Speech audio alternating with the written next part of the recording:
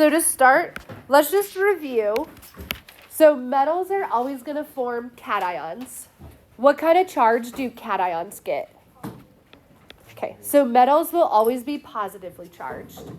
Non-metals are going to form anions. What kind of charge do anions form? Negative. Okay, negative charge. And then also just to review, so last chapter we learned about like protons, neutrons, electrons. And we talked about a special type of an electron called a valence electron. What are valence electrons? Like how many electrons they want to gain.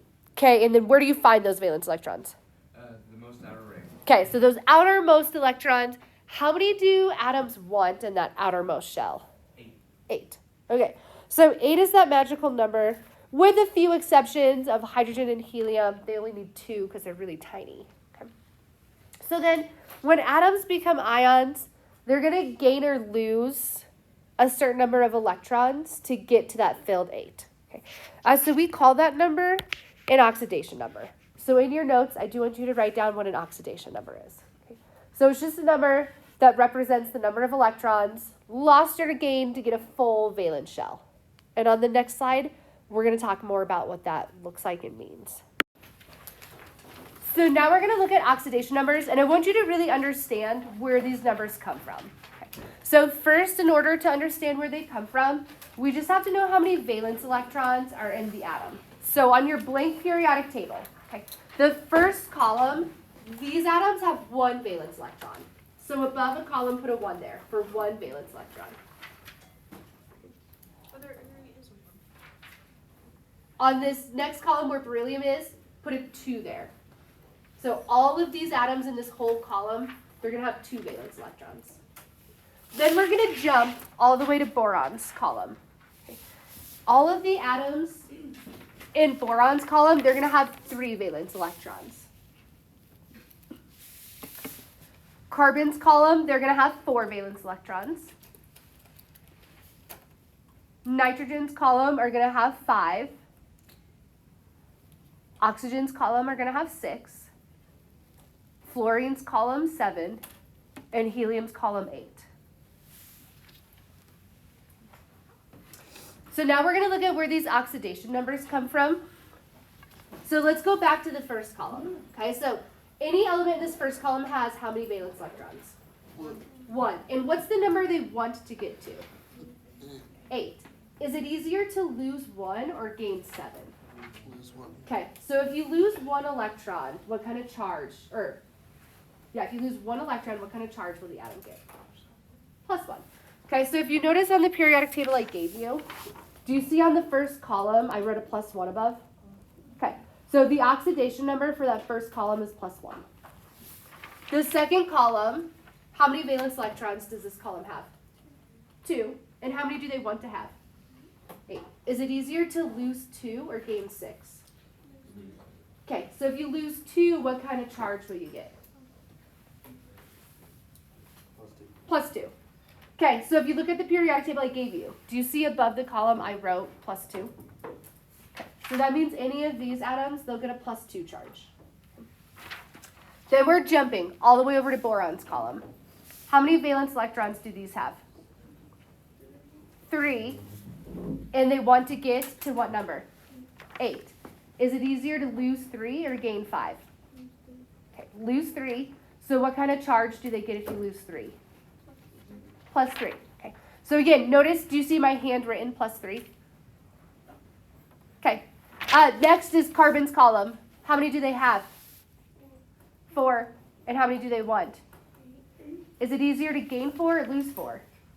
It's equal. Equal. Okay. So they could lose 4 and get a plus 4 charge, or they could gain 4 and get a minus 4 charge. Do you see on the column above carbon, do you see how I wrote plus 4 and minus 4? Okay, those ones can go either way. In reality, they typically make covalent bonds, so that's not going to be too relevant. All right, next column is nitrogen. How many valence electrons do these ones have? 5. How many do they want? Okay, is it easier to gain 3 or lose 5? Gain 3. So if you gain 3 more electrons, what kind of charge do you get? Minus 3. Okay. So if you look at nitrogen's column, do you now have C where I wrote a -3? Okay. Next column is oxygen's column. How many valence electrons? 6. We want to get to 8. Easier to gain 2 or lose 6? Okay, so if you gain 2 more electrons, what kind of charge do you get? Okay, -2 charge, and do you see that on the periodic table? Okay. All right, fluorine's column, how many do they have? 7. Okay, 7. How many do they want to have? 8. 8. Is it easier to lose 7 or gain 1? Gain 1. Okay, so they gain 1. What kind of charge do they get if they gain an electron? -1. Okay, so anything in this charge is a -1. And then helium's column has how many? 8. 8. How many do they want? 8. 8. Are they going to gain or lose any electrons? No, so they won't have a charge. When we looked at oxidation numbers, did you notice we skipped an entire chunk of the periodic table? Okay, what do we call that chunk that we skipped? Okay, we skipped the transition metals. The reason is they don't have this one-size-fits-all rule where the whole column has the same charge. Okay, transition metals, most of them can have more than one ionic charge, meaning like copper, for example. Sometimes it can take on a +1 charge, sometimes it takes on a +2 charge. In addition to transition metals, tin and lead also follow this rule. Okay, so even though they're in carbon's column, okay, these are really big atoms, so they can have different charges. Tin can be, I think, +2 and +4, and lead can also be +2 or +4. So since transition metals can have multiple charges, when we name them, we have to put the charge in the name so we know which charge it has. Okay. So the naming system we currently use, it's called the stock system. And so I want you to write down the bold. So how we name transition metals, all we do is we write the name of the metal, and we just put the charge in Roman numerals in parentheses.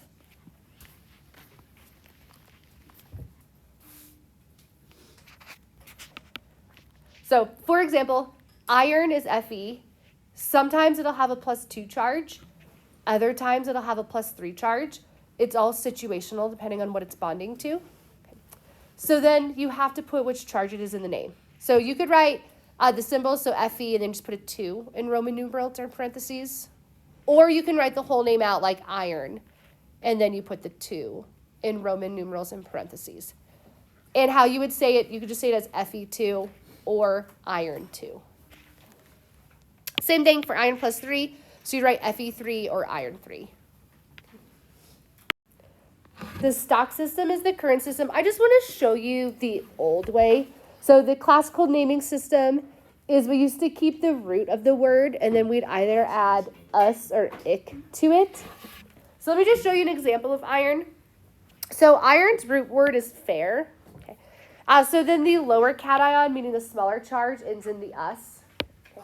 The higher cation ends in the ick. So iron with a +2 charge is called ferrous. Iron with a +3 charge is called ferric. Okay. It's the older naming system. We don't use it. I just like to point it out to you because I still have chemical bottles out there that follow this naming system. So you might see something like ferrous chloride or ferric chloride on the bottle. So I just want you to be aware of it. When we test, this is not part of it though. Okay, so let's do just a couple practice problems together, just using the stock system. So the first one is Mn with a +2 charge. So on your periodic table, find Mn. And then what is the name of Mn?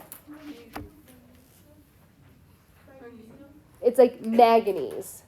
Do you see that?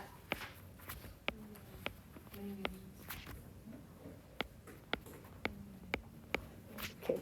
And then its charge is +2. So then we're just going to put a 2 in Roman numerals in parentheses.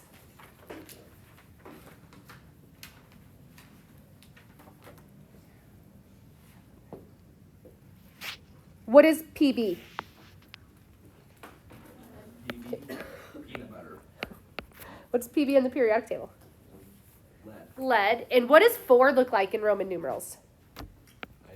Good. 1B, yeah. Yeah, like an IV. Okay, can you try the last two on your own? Okay, what is SN?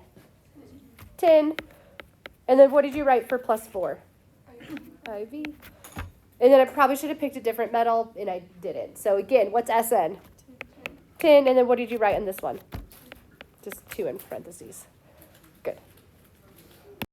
Okay, the last thing I want to point out are just something called polyatomic ions. What does poly mean?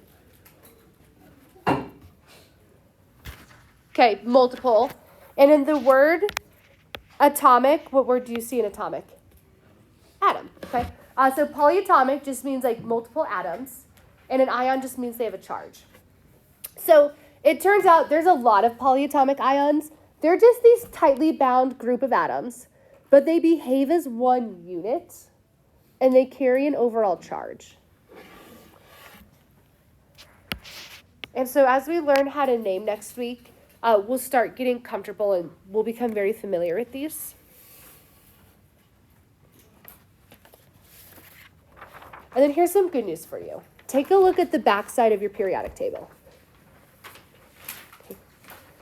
You do not have to memorize these. Okay?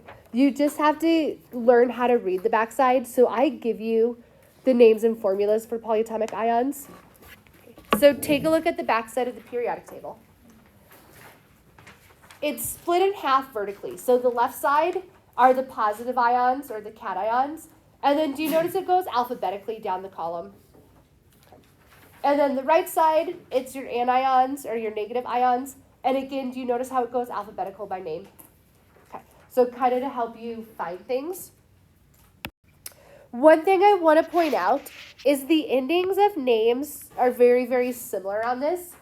So for yours, go find where you see like the nitrate and the nitrite.